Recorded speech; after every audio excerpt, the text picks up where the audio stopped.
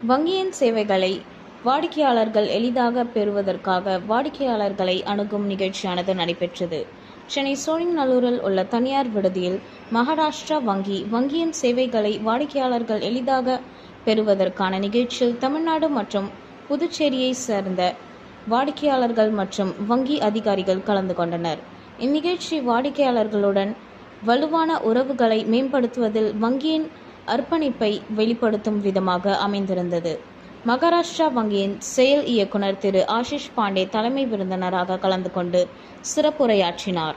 நிகழ்ச்சியின் போது வங்கியின் செயல் இயக்குனர் ஆஷிஷ் பாண்டே வங்கியின் புதிய திட்டங்கள், புதிய முதலீட்டு திட்டங்கள், வங்கிகளின் சிறப்புகள், வருடாந்திர வளர்ச்சி மற்றும் வங்கியின் எதிர்கால வளர்ச்சி குறித்த வாடிக்கையாளர்களுக்கு விளக்கினார்.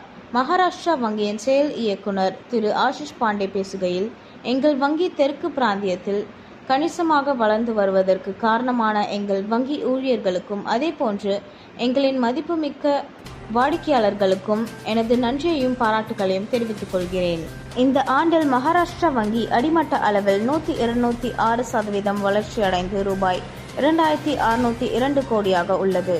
2022 முதல் 23ஆம் ஆண்டில் கடன் மற்றும் டெபாசிட் வளர்ச்சியில் சதவீத அடிப்படையில் பொதுத்துறை கடன் வழங்கும் நிறுவனங்களில் முதலிடம் வகிக்கிறது என்று கூறினார்.